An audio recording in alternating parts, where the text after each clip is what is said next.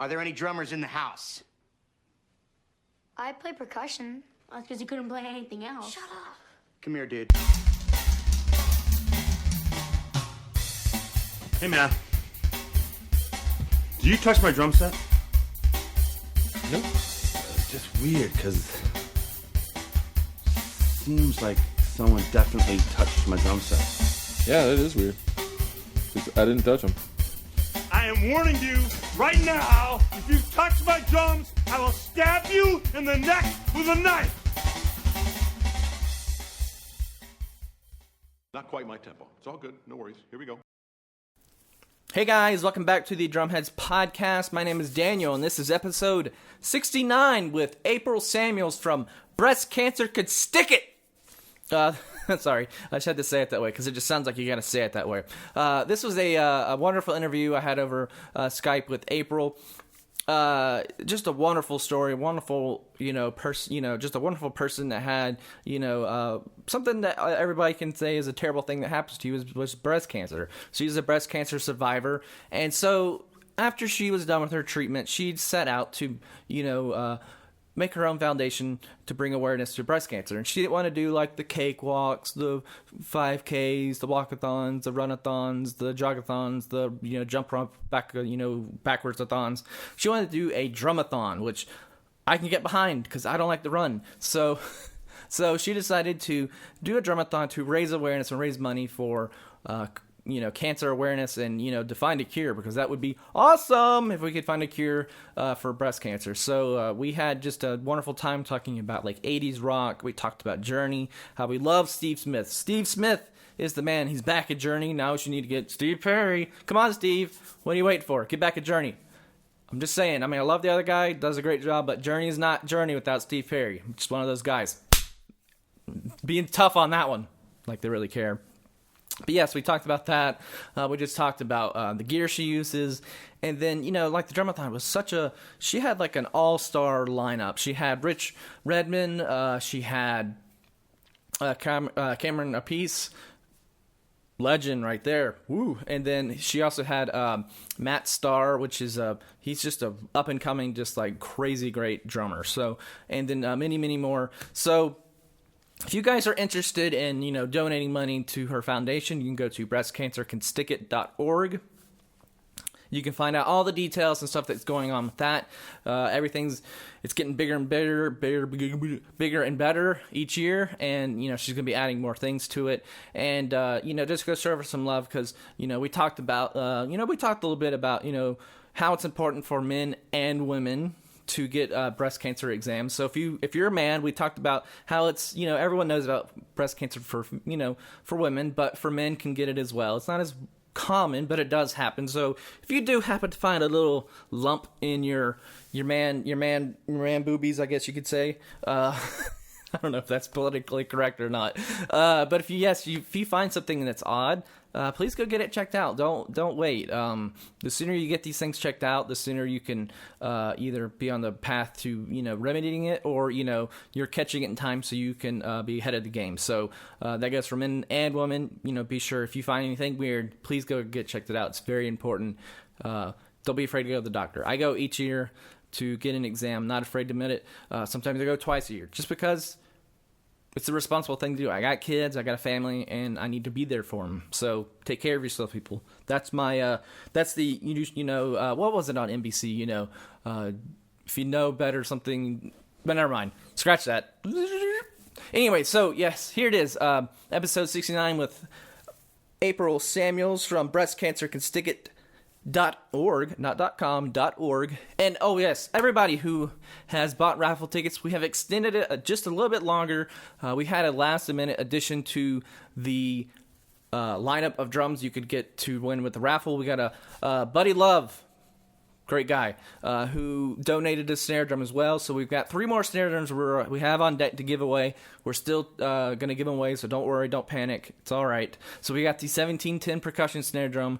We got the Predator percussion from Mike Martin. And then now we have the Love custom drums. snare drum. So we got 3 more to give away, and then so you continue to buy raffle tickets. If you've already bought one, you're still good, so you're still entered to do it. We just wanted to keep it open just a little bit longer since Buddy threw that one in at the last second, which we really appreciate. So we just want to give it some time to everybody have a chance to get a ticket. So here it is, episode 69 with April from breastcancercouldstickit.com. Simple Crash. See you guys.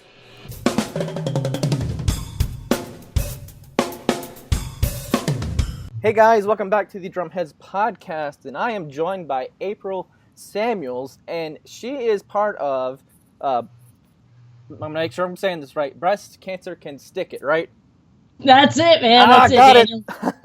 I was about to say with my dyslexic brain, stick it to breast cancer. I'm like, that's not right. Well, Breast Cancer Can Stick It does stick it to breast cancer. Yes. So how's your day been? It's been awesome, man. It's really good. Yeah, cool. Well, I really appreciate you taking some time out and talking to me.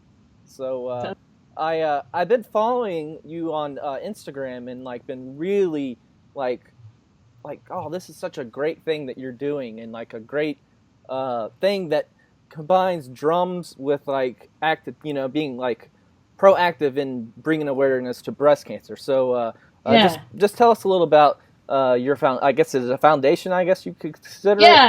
Yeah, it is. It's a 501c3 nonprofit.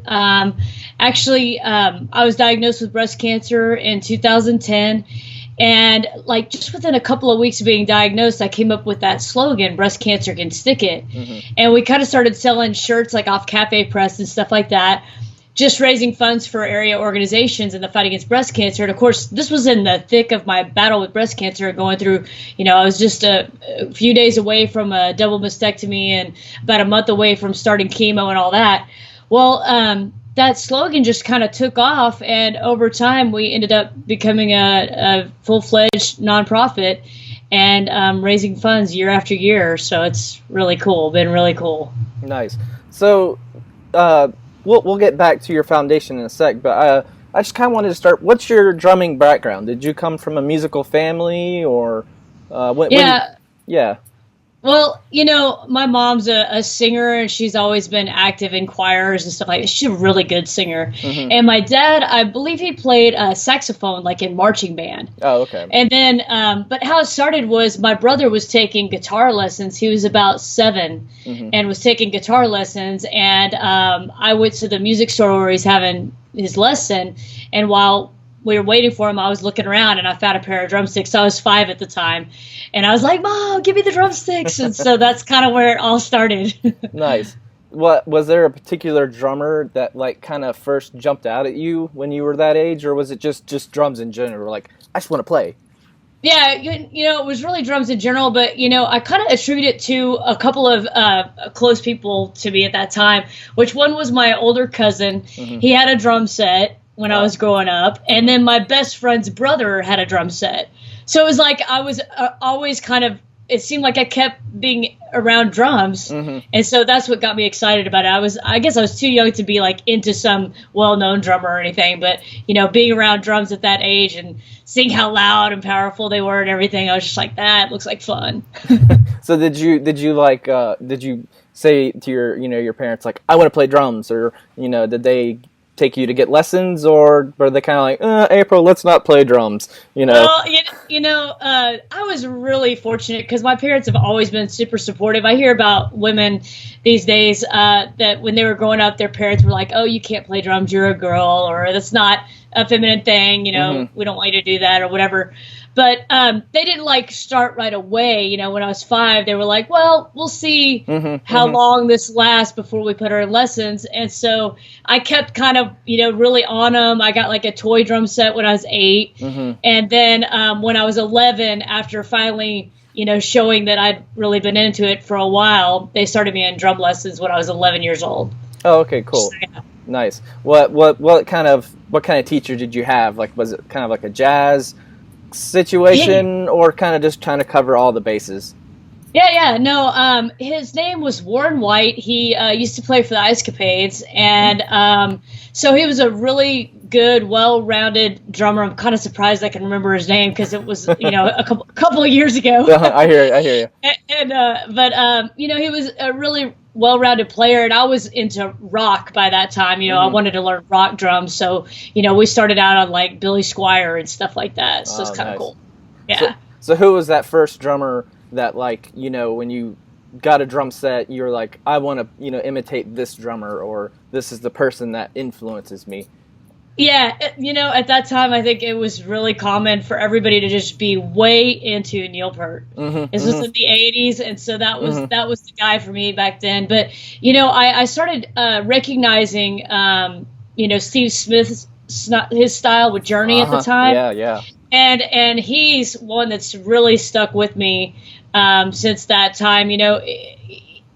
Journey is, they're a rock band. There's no real crazy, progressive stuff going on there or whatever. But he would do such tasty fills or tasty beats and stuff like that it really stuck out to me, and still to this day does. Oh, yeah. When I heard he was getting back with Journey, I'm like, I know. Yes! I was so excited. I'm like, We're like, now, woo! If we can just get Steve Perry in the mix. I know. I'm like, I love the guy they have right now. Does a great job. But I'm like, if we can just get the original, like, not the original 5, but like Journey's, the heyday. Yeah. Yes, the 1983 version of Journey Exactly. is what it is right there, man. Yeah, that was the bomb right then. Yeah. Totally. And Steve Smith, I mean, I remember, like, when my kids would, teething, or they were just by having like a restless night, I would bring them back here to my den and like put on like just music videos of like Journey, The Police, and like just watching those videos, I'm like, oh my gosh, Steve Smith is he's incredible. Yeah, he really is. He's a great drummer, and like I said, it's one of those things where I'm really drawn more to drummers that have really just tasty beats in a song or fills, but not. So, I'm not really into all the progressive stuff and all the, Dream Theater. I mean, I can obviously appreciate that and know that it takes a lot of talent to do that.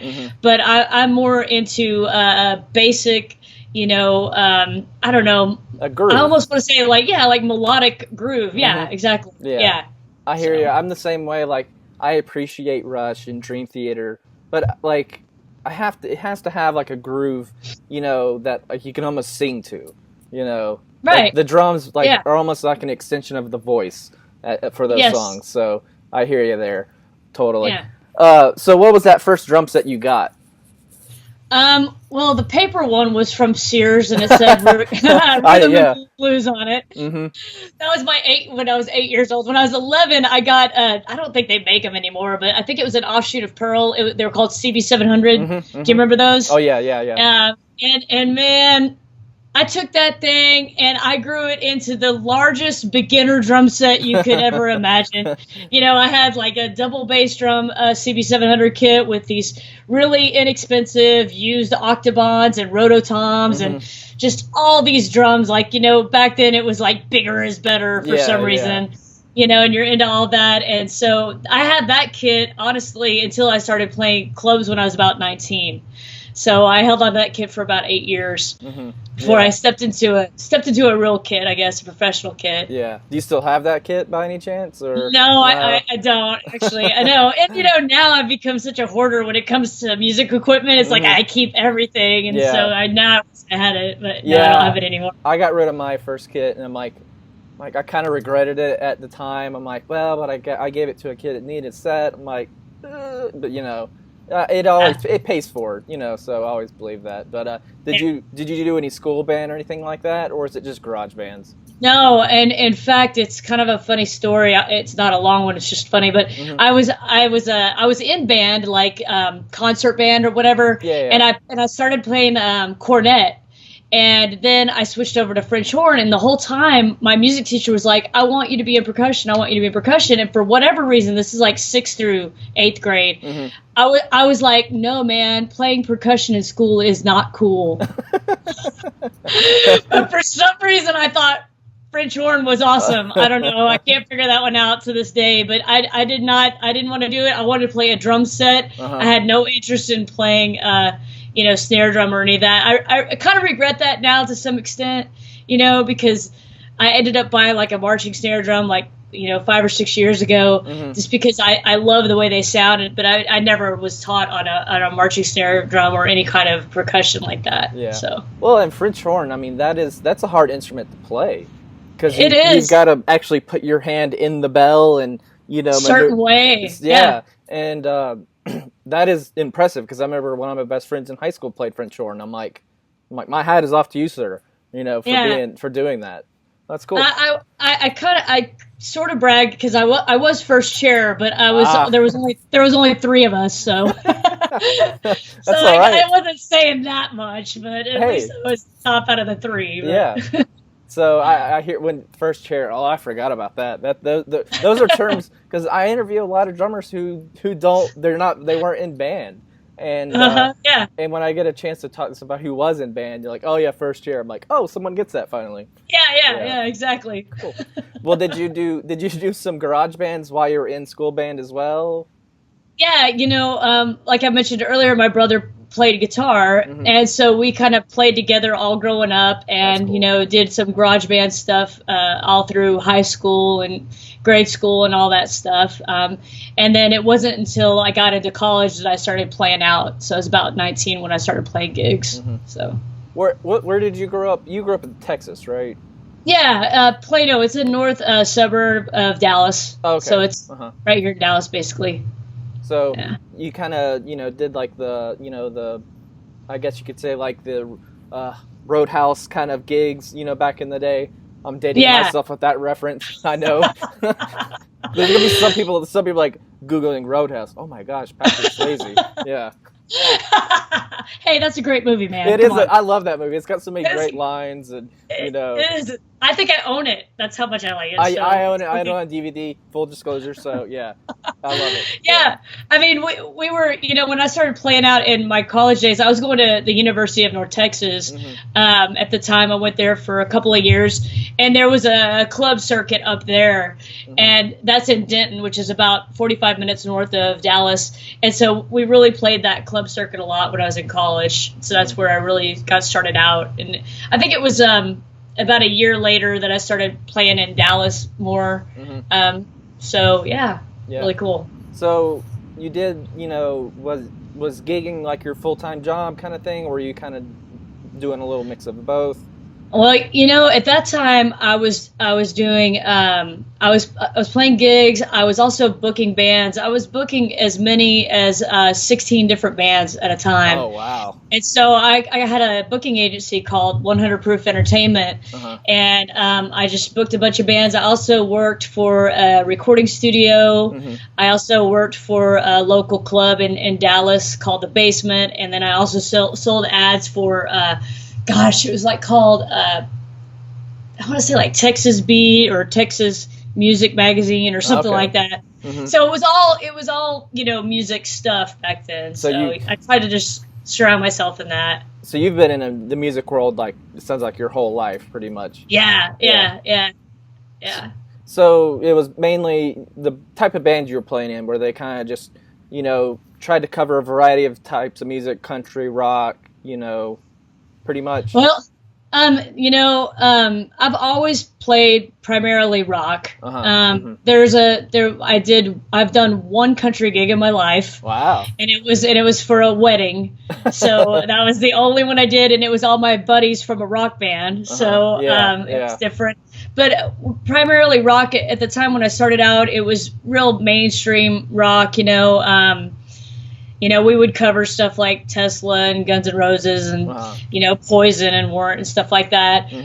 But as far as our original music went, it probably fell in that same vein. And then I was in a band that was kind of more progressive, that really we mimicked ourselves after like Dream Theater. And so we did that for a while. And then aside from just kind of mainstream rock, I've been in a couple of like funk type of bands. If anybody's familiar with Sister Seven out of Austin, Texas, it was really in that vein. That was really what we were trying to kind of, again, mimic ourselves after was Sister Seven. We dug that band a lot, and that's still my favorite style of music to play. So, there's something about funk that you can be very relaxed, Oh, yeah. and sloppy, because the offbeat of the snare drum a lot of times, there's not a lot of pressure with it, Right. because if you get off a little bit, it's not going to be that noticeable because it's kind of slushy kind of music anyways. Yeah, sloshy. Yeah. But like prog rock, it's like do do do do do do do, kind of stuff like that. If you screw that up, you're gonna, it's gonna be noticeable. Yeah, if you don't sound like the drum machine recording we gave you to practice on, then you're screwed. Yeah, pretty much. Yeah, no, you're right. And then the thing is about that kind of funk pop is it's like you said, it's more laid back, but it's also real danceable and it's happy. People like it. It draws people in somehow. I think a really wide variety of people too. Yeah, for sure. So, yeah. So moving on to your foundation. So you were diagnosed with breast cancer in 2010. Was that like did you have the thought when that happened, like, I want to create this foundation to help people, or was it just kind of like, I need to do this for myself and then I can help others through it? Man, I love how you asked that question, because I talk to people all the time about this and they've never worded it like that. That was a really good question. I think my intention was to help other people, but I think a byproduct of that was helping myself at the same time without being conscious of it, So that's a really good question. But how it happened was it really happened like 2 days before I was diagnosed. I remember laying there, and keep in mind, what you don't know is for 7 years I was getting screened every 6 months because I had what are called fibrocystic dense breasts. And so I was getting screened because it makes it harder to find breast cancer. So I was really used to all of these biopsies and aspirations and all this stuff. And I never worried about it. But for some reason, this time, 2 days before I was diagnosed, I remember laying in bed thinking, if I do have breast cancer, I want to be the biggest advocate in the fight against breast cancer that I can be. And, I knew I was going to want to tie it in with drumming because that was my passion in life. It's drumming. It still is. And now this is like attached to it. So it's a really big, happy family together like that, I think. Oh, yeah, for sure. Like you said, you can, it takes some of the stigma away from, being a breast cancer, because you're a survivor, and you can now like say, look, I did all this while I was sick. I played drums. I tried, to my best of ability. I know there was some days you probably had, some rough days with the chemo treatments and all that, but you had that thing. You had drums to like almost pull you out of like, sadness or depression or whatever that goes along with being diagnosed with that. What was, was there like a group of people who like kind of attached themselves to it and like helped you through this? Well, yeah, I mean, I was going to a church at that time, and it was really weird because I've never been really into church before, and it just seemed like everything worked out how it was supposed to, because not long before I was diagnosed, I started going to this church. And so then when I went through everything, I had this really tight-knit small church family that really pulled me through this. But then also, I had a lot of really good friends. My parents were very, very supportive. And even some friends that I hadn't seen in a really long time kind of came out of the woodwork and like you said, attached themselves to it and helped me through that phase in my life. And now with the organization, even more people, as you could probably see on Instagram and wherever, even more people are getting on board and seeing and being motivated by how we're inspiring people and how we're helping people. So it's really cool. Yeah. And so with the foundation, did you start trying to do shows? What was like the first goal you wanted to accomplish when you first started it? Well, I just wanted to raise funds and fight breast cancer. My main goal was, like everybody else, finding a cure. But there's all these other things, funding mammograms, helping people through financial assistance and stuff like that. But as far as fundraising went, man, I was up for any ideas of fundraising that there were. Most often we would piggyback fundraisers on top of existing shows through the band I play with now called Metal Shop. We play about 120 shows a year, and they're already booked through our management. And, I worked with him to make sure it's cool to kind of piggyback on some of those. And those started out being our biggest fundraisers. But then it kind of led into what you probably have been hearing about more frequently, which is Drumathon, which, always in the back of my mind, I thought, man, there's got to be a way to get the drumming community involved, and in this with me. I would always invite my drumming friends around and, say, look at these shirts, it's got a drum set on it, you want to get a shirt, that kind of thing, but really wanted them to get more involved. And what happened was, I guess it was January of last year, 2015. This guy came to me and he said, "Hey, I used to do a thing in the 1980s called Drumathon. I think you should do something like this for your foundation." And he kind of told me the premise of what they did.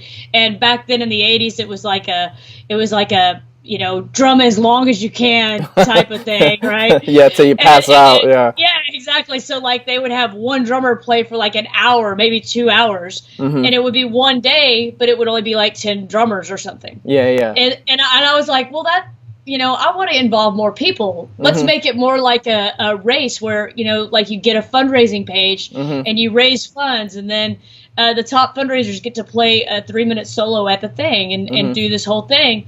And so that's when we were really able to get the drumming community involved, which has got me so stinking excited. We did our second one last month, and it's just been amazing. Yeah. So sorry, I tend to ramble. You have to stop. No, you're fine. I like the more conversational type. I don't like the right. It's really strict. So no. Cool. No, I ramble all the time, so it's acceptable. Cool. The Drumathon, this year, I mean, you guys had it was a great lineup you had of like Rich Richmond. I think I said his name right. It's Rich Redmond. Rich Redmond. There we go. Boom. I knew I was like, hey. I made it this far without screwing up. I know. and then let's see, who else did you have? Cameron Cod. Here, I'm gonna take it for you, man. I'll take it. There you go. We had Rich Redmond, Mark Schulman, Carmine Apiece. There we go. And Matt Starr. Yeah, that was our lineup this year. So yeah, really incredible, awesome lineup, man. It was a wonderful year. And Rich is a very like woo kind of guy. He's got a charisma about him that like I'm like, does this guy drink like 18 Red Bulls like a day? He's just like. Every day he's got something else going on. I'm like, he's doing this, he's got that. Oh, he's playing with them. I'm like, dude, how do you do this? It's amazing. Well, I've known Mark Schulman and Rich Redmond for some time, and I guess for anybody who might not know, Rich Redmond is the drummer for Jason Aldean, and Mark Schulman's the drummer for Pink. And I've known them each for a long time, and I've always wanted to have them both at an event, but it's just never worked out timing-wise because, like you said about Rich, Mark is the same way. They're both very high energy, very positive guys. They're not just about drumming. They're also about just being a motivational person. They're big time entrepreneurs. They're just really great people that you want to be around, and to have them both at the same event was awesome. I mean, and then you've got Carmine Apiece, who's a freaking legend. Yeah, he's a legend. And then Matt Starr is out there, and he's all over the place right now, playing with the likes of, he's played with AC/DC and Pat Travers, Joe Lynn Turner, Ace Frehley, Mr. Big. Matt Starr's in the middle of it all right now too, so it was an incredible lineup for sure. And then you had quite a bit of sponsorship too from companies, and it's great to see that Roland or somebody or Drum Tax are like helping out with the event, because I think that's important. It's like not from you're not trying to make money, but there are bills you've got to pay for the event and stuff, and it's great to see they'll come in and help with that, which is always great. Well, and I'm endorsed by Humesenberg, Aquarian, Rocket Drum Works, Sabian, and Silver Fox. And all those folks, I mean, Humes and Berg I've just got with this year, but all those folks for years have been supportive of Breast Cancer Can Stick It, down to like Silver Fox donating pink drumsticks for Drumathon, their Drumathon commemorative sticks. Sabian will email their artists and have them autograph stuff for auction and send all that stuff in. Nice. Or they'll send in cymbals, or Aquarian will re-outfit both the Breast Cancer Can Stick It drum sets with all new heads for the event. I mean, just in every way you can imagine, they've been very supportive. And then, like you said, Lone Star Percussion was donating stuff, and Sam Ash Guitar Center. Everybody coming together for this, and we expect that will just grow each year as well. It's very cool. Yeah, for sure. And, especially in the day of social media and stuff like that, people are, finding out all these cool little things. Like, that's how I found out about you, was through Instagram, was just, you just find it. I don't know. It's just the weirdest thing. You just flip through, you're like, oh, that's cool. And you start following it, and you're like, wow, this is really rad. And you just go with it, and I think, I think, that's great. We live in a great time because you're in Texas. I'm in North Carolina. We're having a conversation. How awesome is that? Who knew, right? We would have never guessed this a year ago. So, it's all great. So, so when it comes to, what foundation do you like to donate the money to for breast cancer research? Do you have like a certain one, or a hospital that you worked with? Yeah. Well, as we expand, we'll likely to expand to other hospitals and things like that. But right now, since we're central primarily to Texas, we give to the Baylor Sammons Cancer Center here in the Dallas, Texas area. It's in downtown Dallas. And that's primarily who we give to. We've given $10,000 the past 2 years to them, so $20,000 overall. And then we're also giving to mammogram funds here to help fund mammograms. We funded about 25 mammograms this year, so that's really cool. We're going to be funding 3D ultrasounds next year, which are really important to people who, like me, had fibrocystic and dense breasts. And then we're also hopefully going to start a fund to provide financial assistance. But like I said, that it's that expansion thing that's important to hear from me is we don't plan to just stay in Dallas forever. This thing, we want this to grow. We do some things. I go out to NAMM every year and meet with folks out there in Anaheim. I go to Nashville 2, 3, 4 times a year and meet out there. We've done an event in Nashville before. We do events all over Texas. But, the ultimate goal is to expand that and have, kind of setups or chapters, if you will, across the country, and expand to doing Drumathon across the country. Nice. Well, that's cool. I mean, and that that makes sense. You want to, have like little satellite places, so, you can have different drummers come in that, are on the East Coast or West Coast or the Central, and it just makes it a little bit easier for people to get to as well.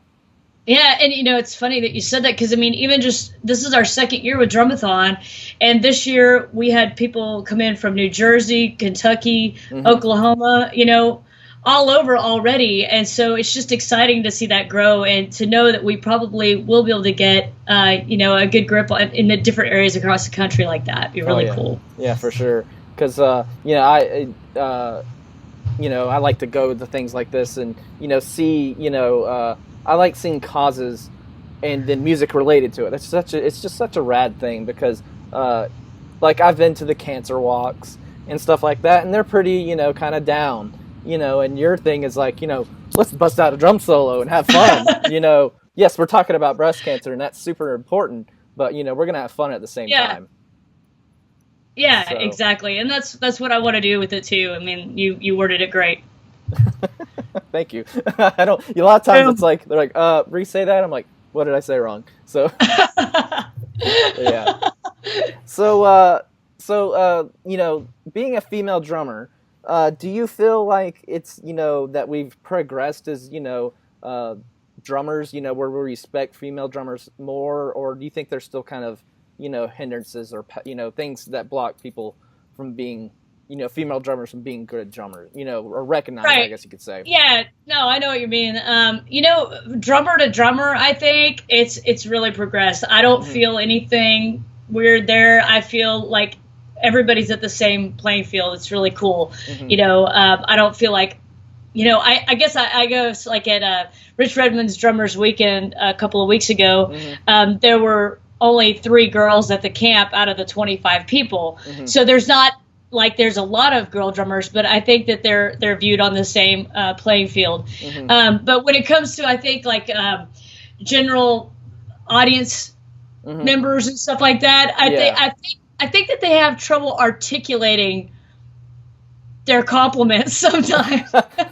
Yeah, I hear you. Yeah, I can. This is, I mean, because what they say, and they don't realize what they're saying, I don't think, but they'll say, "Man, you're really good for a girl drummer." Yeah. And they don't realize what they're saying when they say that. You kind of have to explain to them. You know what they mean. Yeah. I think that what they're saying is, it's just assumed, I guess, that a girl drummer isn't going to be as good as a guy drummer. And so then when they think that a girl drummer is good, it surprises them.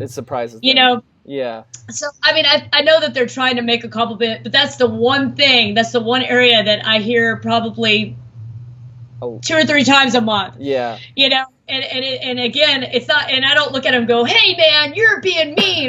No, I just kind of laugh and I'm like, yeah, I go, "Well, thanks," and I know what they're trying to say, but Yeah. It's like, let's work on the wording, Yeah. And, I'm not really like a stickler about that kind of thing, but it does have a connotation that they are saying you're only good compared to other girls. They're not putting you up there with the other people. But I think generally speaking, it's really come a far long way. The one thing I still hate to see is, though, like I mentioned earlier, is that I think a lot of parents are still maybe not as supportive of their daughters that want to get into drumming, because it's viewed as kind of a men's sport, if you will. So. Well, and I think from the male perspective for drummers is they've got you have to be big enough to say that there's a drummer that's a female that's better than you. If you can say that, you're gonna be all right. There's just some guys can't like, "I can't say she's better than me because she's a girl." It's like, no, you can say she's better than you. That's all right. You're not less of a man. You're not less of a drummer. Right. Just admit it. I admit it all the time. It's like I had on Jessica Bardot. I don't know if you're familiar with her. She's on Instagram. She's pretty big. She could blow me out of the water. She's that good. And I can admit that. Yeah, or Lux or Vital. Either one of those girls are freaking amazing. Yeah. I mean, and I know they blow a lot of people away too. That's a good point. Have you thought about trying to bring some of them into, to do the drumathons and stuff like that? Yeah, actually, it just hasn't worked out scheduling-wise. I haven't taught to Mattel, but I've taught to Lux a few times, and so I'm sure eventually it'll work out. It's I guess for every 20 drummers, one of them is going to be female, so it's going to be trying to find them logistically is going to be hard sometimes. Yeah, exactly. Nice. Well, so your drum set, you talked about I like talking about gear and stuff a little bit. So what kind of drums do you have right now that you're using? I gig right now with a Rocket Drumworks kit. It's all bigger toms, so it's like they're really deep, and it's a 12, 14, 16, 18, and a 22 kick, and then I use Sabian cymbals across the board on everything. Of course, I said Aquarian heads and all that. Yeah. And then I have a rehearsal kit that's actually behind me here. I can see the throat. I can see the throat. I've got a Rocket Drumworks kit back here that's a maple kit. The gigging one is a birch kit, and this one is a maple kit.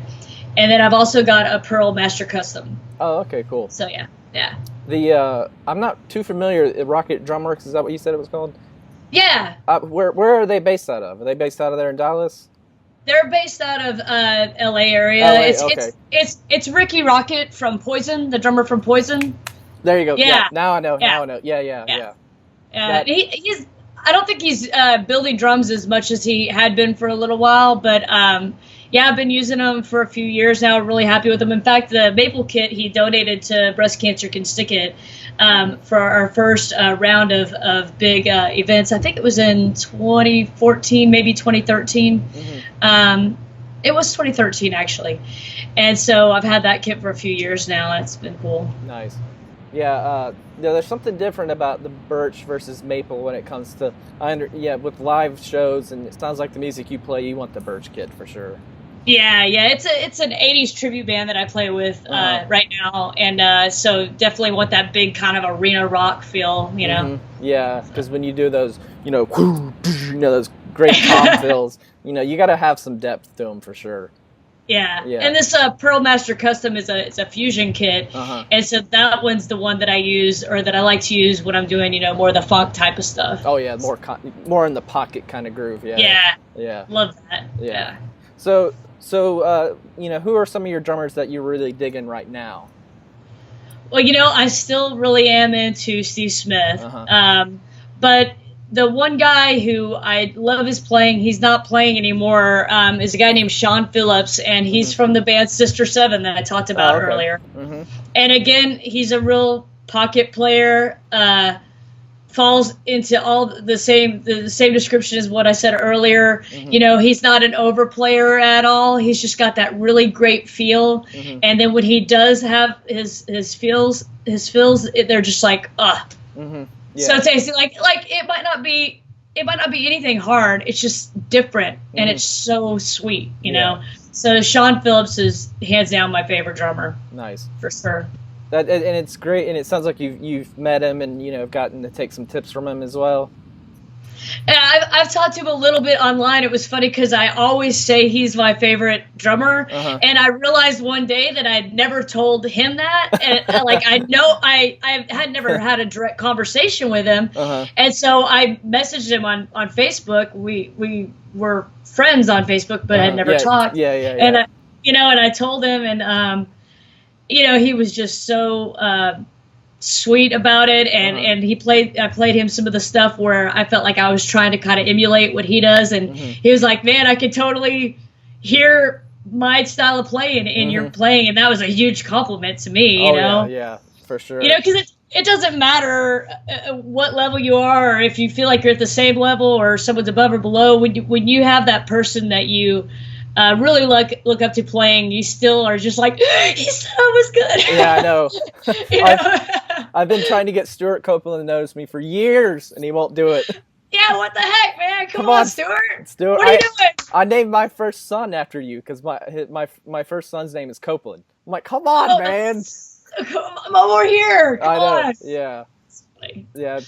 It's great to have that affirmation from a drummer you respect, and then to get it back and like, oh, that makes you feel so good. Yeah. Yeah. I printed it out. I'm gonna frame it at some point, I'm sure. Put up in the office. Be like. Yeah, I'll just be like, just looking at it and being like, I remember that day. Yeah. That's funny. It's a great time. I like the social media. It connects you so well to everybody, and because when I first started this podcast, I'm like, do I want to try to interview people over Skype? Because I feel like sometimes you may not, see something or, having them in person. But no, I think, if you want to find somebody to talk to, you'll find a way to do it. And, because I've done a couple where I've had the person in the room with me, but, you do it, you kind of just make it what it is, and work with them. Yeah, I think we live in an awesome time to be able to do all this kind of stuff. It's so cool because there's just like no limits.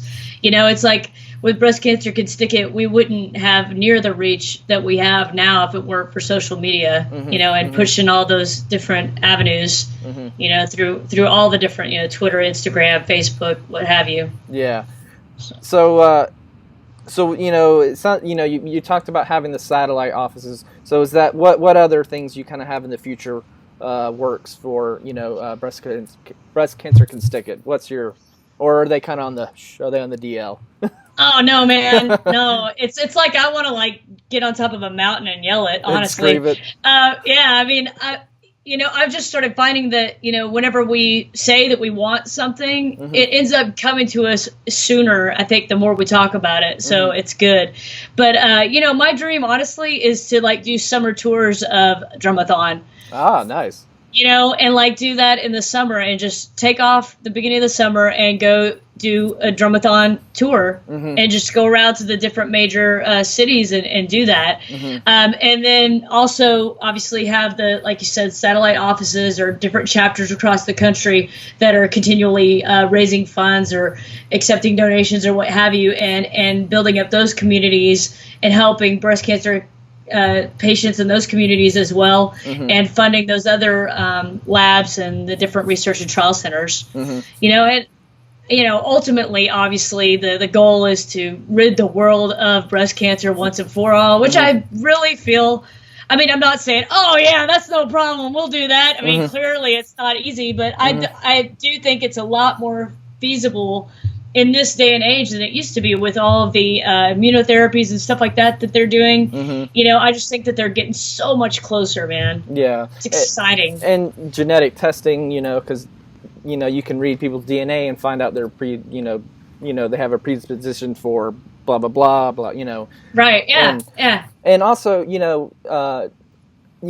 something that's not talked about a lot is, male breast cancer. It can happen to men. And I think, drums is a great way to maybe not sneak it in, but kind of fit it into the conversation with drums, because a lot of men, they're not going to be like, well, I'm a guy, how could I get breast cancer? It's like, well, you can. Yeah. I don't know if you knew, but Peter Criss from Kiss had breast cancer. Yeah. And so, I mean, that's a prime example, and I'm hoping at some point soon, we'll build a partner with him on something. Maybe he could come to Drumathon one year, but like you said, and make that point heard as well, because I'm sure that men across the country might be like, oh, what is that? I'm not going to say anything. And maybe they're embarrassed or whatever, and they need to know. I've met a couple of people local that have been diagnosed with breast cancer that are men. It's not nearly as common, like you said, but it's still a concern. It's still a concern, yeah, for sure. Yeah. So, and, I always like to ask this question. What do you like to do that's a hobby that's not music or drum related? Or do you have one? And it's fine if you don't have one. So, like, separate from, let's see, drumming and breast cancer awareness. Yeah. Because that's pretty much what I spend all my time doing. I guess that's fine. And I mean, I guess if I had time to do a hobby, I would probably go camping. Okay. I used to love to go camping. I haven't gone camping in a long, long time. I used to play racquetball. I would love to play racquetball. But to me, my hobbies and my life and my passion are encapsulated in drumming and breast cancer awareness. And so those to me are more important than the other. But I guess, one day we do crack open the breast cancer issue and I can stick that to the side. I'll pack my bags and go camping for a few days. There you go. There you go. Well, I mean, I asked that question because you'll be amazed how many drummers had the same answer of I drum and that's it, I drum and I have this other job, like with you with the foundation or, this, I'm a big movie guy. So that's my hobby outside of podcasting and my day job. Right. So, right. Yeah, because I work in a medical warehouse by day. So I do the podcast at night, kind of like a superhero. So yeah, you are like a superhero. Yeah. Like if you take your glasses off later, and then that's what you're like, hey, whoa, yeah, it's like you didn't recognize guy. me. Yeah, I can't even recognize you. Yeah, that's right.